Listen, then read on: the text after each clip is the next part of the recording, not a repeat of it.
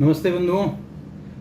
आज 5 अगस्त है और आज का दिन हमारे देश के लिए, हमारे आने वाली संततियों के लिए और हमारे फ्यूचर के लिए कितना महत्वपूर्ण है, ये हमारे परम श्रद्धेय मुख्यमंत्री योगी आदित्यनाथ के शब्दों में आप सुनिए।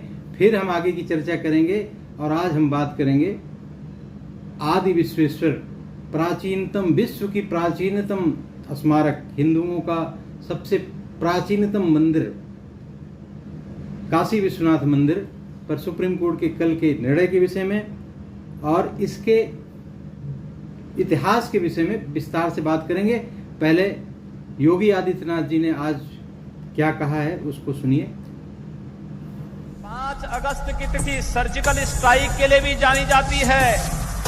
5 अगस्त की तिथि कश्मीर के कलंक धारा 370 को समाप्त करने के लिए भी जानी जाती है और 5 अगस्त की तिथि सैकड़ों वर्षों की गुलामी को सता बताते हुए अयोध्या में भगवान श्री राम के भव्य मंदिर के कार्यकारिणी प्रधानमंत्री जी के कर कमलों से शुभारंभ के लिए भी जाना आपने जाता है। सुन ही लिया कि आज ही के दिन सर्जिकल स्ट्राइक, आज ही के दिन 370 जैसा अभिशप्त जो भारतवर्ष को खोखला करने के लिए और मुस्लिम तुष्टीकरण की चरम, राम का जो मंदिर अयोध्या में, उसका शिलान्यास हुआ और 4 अगस्त यानी कल सुप्रीम कोर्ट ने किया कि प्लेसेस ऑफ वर्शिप एक्ट 1991 किसी भी सच को जानने के लिए या किसी भी स्ट्रक्चर को उसके अंदर की सच्चाई जानने के लिए रोक नहीं सकता, अवरोध नहीं खड़ा उत्पन्न कर सकता।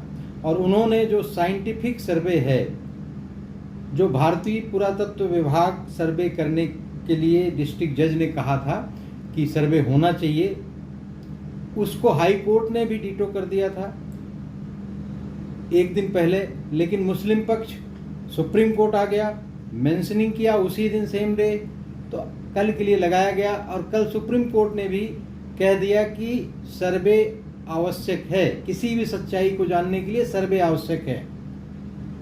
मुस्लिम पक्ष की तरफ से अंजुमन इस्लामिया मस्जिद कमेटी जो है, उसके अधिवक्ता लोग पेश हुए। उनके तर्कहीन बहसों की वजह से जो उन्होंने वहाँ पे ऑब्जेक्शन रेज किए, उसकी वो सुप्रीम कोर्ट ने बिल्कुल एक सिरे से खारिज कर दिया। और इस वजह से जितने भी बौमी, कामी और इस्लामी हमारे देश को दीमक की तरह खोखला करने में लगे हुए हैं, इनको ये बहुत आहत हुए, इनको बड़ा तकलीफ हुआ इस जजमेंट से कि वहाँ पे सर्वे होगा और दूध का दूध, पानी का पानी हो जाएगा। इस सर्वे की महत्ता और आदि विश्वेश्वर जो मंदिर है उसके बारे में हमें थोड़ा सा इतिहास को जान लेना बहुत ज़रूरी है, क्योंकि इसमें तरह तरह के ट्वीट्स और व्हाट्सएप वीडियो और दुनिया भर की चीज़ें भेज के तरह तरह का कन्फ्यूज़न फैलाया जाता है। वैसे तो बहुत सारी चीज़ें पेपर, पत्र और पत्रिकाओं के माध्यम से, न्यूज़ के माध्यम से आप सब लोगों को ज्ञात हो ही गई हैं, लेकिन इसका थोड़ा सा बैकग्राउंड मैं बताने की कोशिश करता हूँ कुछ शब्दों में। ये जो मंदिर है भारत का प्राचीनतम मंदिर बताया जाता है कि ईसा पूर्व राजा हरिश्चंद्र ने इसका जीर्णोद्धार कराया था। उसके बाद महान सम्राट विक्रमादित्य ने भी इसका जीर्णोद्धार कराया। इस पवित्र भूमि को सबसे पहले पददलित करने वाला पहला इस्लामिक आक्रांता मोहम्मद गोरी ही था। 1192 में पानीपत के द्वितीय युद्ध में पृथ्वीराज चौहान को हराने के बाद ये सीधा 2 साल बाद काशी विश्वनाथ पहुंच गया उस पवित्र मंदिर को भ्रष्ट करने, तोड़ने के लिए। और उसने जितना कर सकता था अपना किया, कुछ चीज़ों को तोड़ा, लेकिन इसका जीर्णोद्धार बाद में एक गुजरात के व्यापारी थे, उन्होंने करा दिया। लेकिन इस मुस्लिम आक्रांताओं और म्लेच्छों की दृष्टि हमेशा ही उस पवित्र मंदिर पर हमारे पड़ी रही। इसके बाद दूसरा आक्रमण जौनपुर के सरकी शासक, जिसका एक नपुंसक व्यक्ति ने स्थापना की थी, उसके वंश का था एक। अब नपुंसकों को कैसे वंश आगे बढ़ा होगा भगवान मालिक है। लेकिन सरकी शासक महमूद लोदी ने उस मंदिर को ध्वस्त करने का प्रयास किया 1447 में, और वहाँ पे भारी विरोध भी होता था। लेकिन इसके बाद अकबर के समय में राजा टोडरमल पंडित नारायण भट्ट के द्वारा उस मंदिर का फिर जीर्णोद्धार कराया। लेकिन मिलेच्छों की दृष्टि हमेशा इस पर बनी रही। शाहजहां, जो कि अपने आप को बहुत ग्लोरीफाई करके बॉलीवुड और पूरा वामपंथी मीडिया और इतिहासकार सब दिखाते रहते हैं, शाहजहां ने आदेश दिया काशी विश्वेश्वर मंदिर को तोड़ने के, भ्रष्ट करने के लिए, और 1632 में एक विशाल सेना भेजी, काशी पर आक्रमण किया। लेकिन वहाँ पे हिंदुओं ने भयानक प्रतिरोध किया। इसके बाद भी 63 मंदिर उसने भ्रष्ट कर दिए, तोड़ दिए, और काशी विश्वनाथ को भी क्षति पहुँची। इस मंदिर को व्यवस्थित ढंग से जो फरमान, बाकायदे फरमान जारी करके औरंगजेब ने 1669 में एक फरमान जारी किया, जो फरमान आज भी कलकत्ता में एशियाटिक लाइब्रेरी में सुरक्षित रखा हुआ है, कोई भी देख सकता है। इसने उस मंदिर को तोड़ने का फरमान जारी किया। और ये इनकी तरीका वही होता है कि वैसे निर्माण करना तो इनको आता नहीं, सिर्फ गुंबद को वो तोड़ के, जो हमारा कलश वाला पोर्शन ऊपर वाला शिखर होता है, उसको तोड़ के वहाँ पे गुंबद बना देते हैं। अब गुंबद के नीचे वो हमारा जो स्तूप है वो अभी भी सुरक्षित है। अब आर्कोलॉजिकल सर्वे अपने आप निकाल के देगा।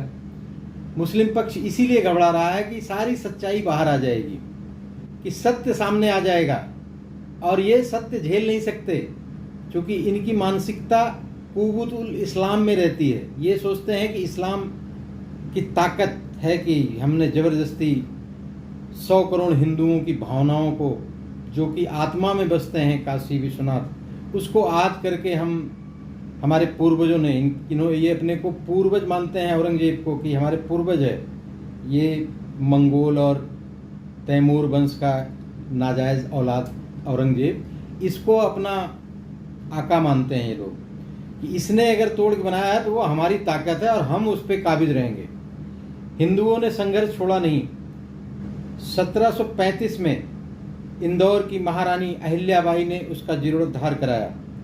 1809 में हिंदुओं ने पूरे परिसर पर, जहाँ पे मस्जिद का ढांचा खड़ा है, वो देखने में ही लगता है कि किसी ने मखमल पर पैबंद लगा दिया है, और खुली आंख से आप देख सकते हैं कि ये मंदिर को तोड़ के मस्जिद बनाई गई है। उसकी पश्चिमी दीवार चिल्ला चिल्ला के बताती है कि किस तरह से मंदिर का भग्नावशेष है। ऊपर सिर्फ गुंबद इन्होंने चढ़ा दिया। 1809 में हिंदुओं ने पूरे परिसर के लिए क्लेम किया। और आपको जानकर आश्चर्य होगा कि 1810 में तत्कालिक जिला जज वटसन ने वाइस प्रेसिडेंट इन काउंसिल को एक पत्र लिखकर कहा कि इस परिसर को हिंदुओं को सौंप दिया जाए। उन्होंने बाकायदे एक मैप भी दिया। ये आज भी लगा हुआ है इस पूरे केस में। वो चित्र में पूरा परिसर हिंदुओं को सौंपने की बात 1810 में कर दी गई थी, लेकिन वो एग्जीक्यूट नहीं हो पाया। इस वजह से वो आज भी ढांचा वैसे के वैसे है। ये ज़बरदस्ती काशी विश्वनाथ आदि विश्वेश्वर का जो शिवलिंग है, उसको वजू खाने में रख के वहाँ पे इन्होंने सैकड़ों साल तक गंदगी फैलाई। वहाँ पे वजू करते थे, वहाँ पे थूकना खखारना। ये क्या इनको दिखता नहीं था कि यहाँ शिवलिंग है? या ये इतने बड़े मूर्ख लोग हैं, इनको समझ में नहीं आ रहा है कि फव्वारा इतने छोटे लेवल पे होगा?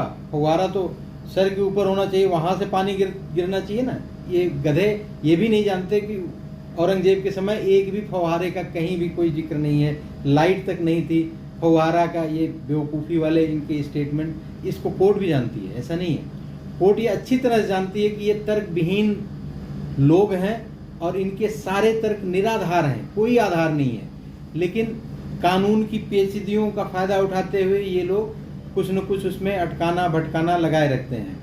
वैसे तो ये मुकदमा हिंदू पक्ष द्वारा 1937 में ही फाइल कर दिया गया था पूरे परिसर को लेने के लिए।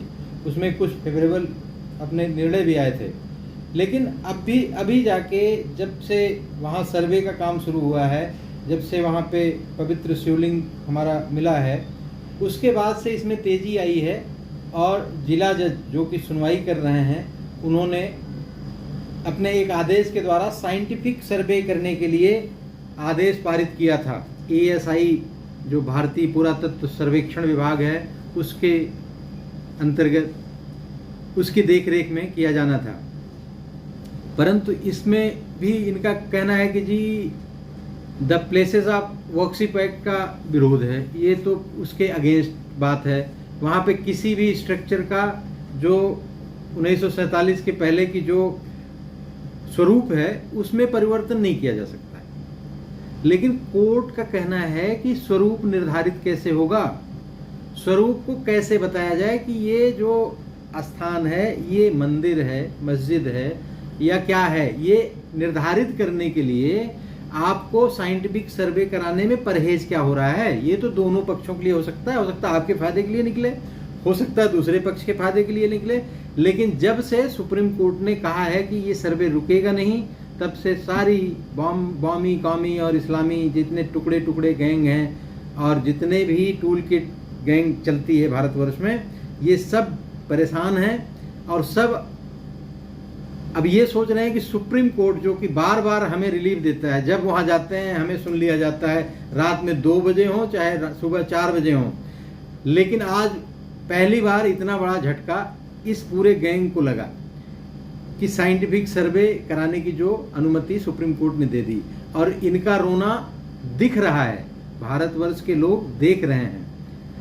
मुस्लिम पक्ष की तरफ से जो वकील साहब पेश हुए, अहमदी साहब, उन्होंने कहा कि साहब ये योगी आदित्यनाथ जी ने 2 दिन पहले एक स्टेटमेंट दिया था और लेकिन सुप्रीम कोर्ट ने इन सब चीज़ों को अनसुना कर दिया। वैसे बाबा ने बहुत सही कहा था कि ऐतिहासिक भूलों को सुधारने की ज़रूरत है, ये आवश्यक है और इसके लिए मुस्लिम समुदाय को आगे आना चाहिए।